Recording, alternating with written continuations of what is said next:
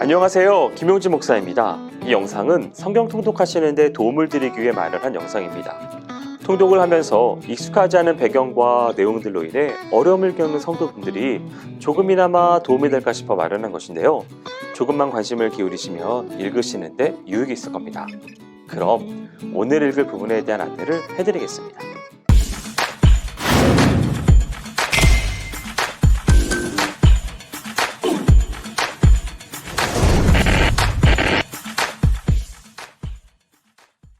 오늘 읽을 본문은 욥기 35장에서 37장까지입니다. 35장은 엘리후의 세 번째 변론으로 여기서 엘리후는 하나님께 아무런 유익이 되지 못하는 인간의 선악과 믿음이 없는 자의 간구는 듣지 않으시는 하나님에 대해 말하고 있습니다. 즉 엘리후는 의로운 행실이 아무 유익이 없다는 욥의 불평에 대하여 욥이 이렇게 하나님께 불평할 권리가 없다고 반론을 펼치는 것입니다.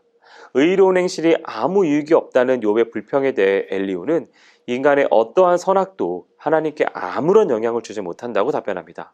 즉 인간의 도덕은 인간에게나 영향을 미칠 뿐이지 초월에 계신 하나님, 곧 완전하셔서 자기 안에서 기쁨을 누리실 수 있을 만큼의 속성을 가지신 하나님께는 어떠한 영향력도 끼칠 수 없다는 것입니다. 따라서 엘리후는 욥에게 하나님을 향해 불평할 권리가 없음을 강력하게 주장하는 것입니다.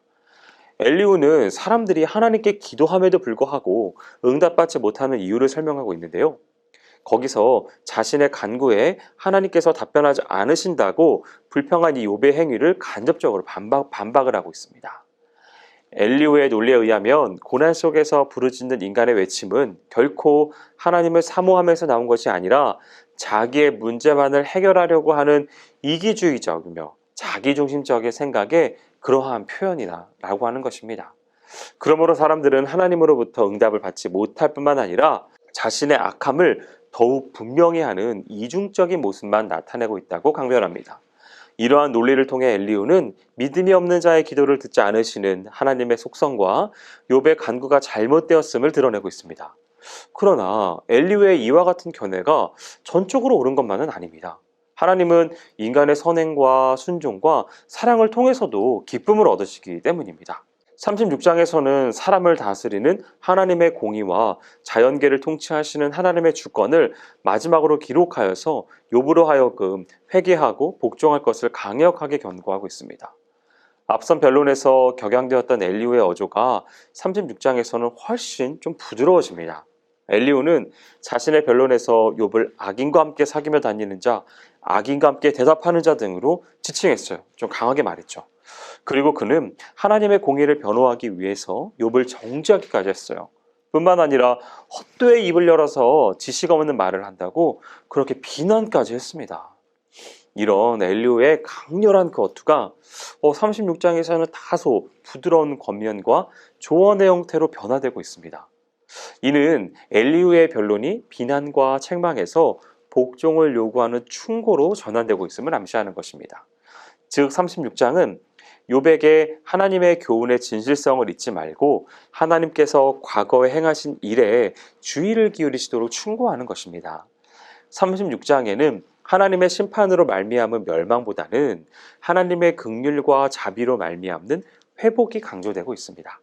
특히 엘리후는 36장에서 세 친구들이 욥의 재난을 이해하던 차원과는 다른 입장에서 자신의 주장을 피력하고 있습니다. 즉 욥의 세 친구들은 욥에게 재난이 닥치자 이를 인과응보적인 전통교리로 해석해서 욥을 행악자로 정죄하고 심지어 회개를 요구하기까지 했어요. 그러나 엘리후는 욥이 당하는 고통을 행악자들이 당하는 고통과 동일시한 것으로는 보지 않고 하나님께서 의인을 연단시키기 위해 주시는 시험으로 이해하였습니다. 그래서 엘리후는 사람이 까닭없이 고난을 받는 데는 하나님의 숨은 섭리가 있을 것이라고 말하면서 욥에게 인내하고 순종하기를 권면합니다. 37장은 엘리후 연설의 마지막을 장식하는 장입니다. 여기서는 기상현상을 열거해서 하나님의 권능을 찬송하는 전반부와 하나님의 완전하심 앞에서 경의와 동경으로 굴복할 것을 호소하는 후반부의 두 부분으로 구성되어 있습니다. 이를 통해 결국 욥에게 자연을 섭리하시는 하나님을 경외하고 순종하기를 촉구하는 엘리후의 심정이 드러납니다. 엘리후는 폭풍, 번개, 구름, 눈 등의 자연 현상을 통해서 인간 이성을 초월하시는 하나님에 대해서 변증하고 있습니다. 그는 천둥 소리와 번개를 예로 들어서 크고 두려우신 하나님의 위엄과 명령을 발하시는 하나님의 음성을 부각시키고 있습니다. 뿐만 아니라 눈, 한파, 구름 등 겨울철에 관한 묘사로 하나님께서 천지만물의 주관자이심을 암시하고 있습니다. 그런 다음 엘리후는 여름이라는 계절을 배경으로 욥에게 직접적인 권고를 하고 있습니다. 즉 그는 먼저 하나님의 기묘하신 일들을 욥이 알 수 있느냐고 묻고 있습니다. 심지어는 하나님께서 하신 일들을 네가 할 수 있느냐라고 욥에게 묻습니다.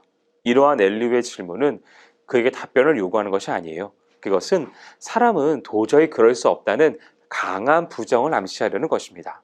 다시 말해서 엘리후는 욥에게 인간으로서 하나님의 기묘한 섭리를 결코 알 수 없고 또 인간은 하나님과 같은 초월적인 일을 행할 능력조차 없다는 사실을 질문을 통해서 납득시키고 있는 것입니다. 여기까지 욥기 35장에서 37장까지 성경 통독을 하실 때 도움이 될 만한 내용을 전해드렸습니다. 혹시 이 외에 질문이 있으시거나 나누고 싶은 이야기가 있으시면 밴드나 댓글로 달아주시면 필요한 도움을 드리겠습니다. 그럼 내일 다시 만나도록 하겠습니다. 통독 화이팅 하세요.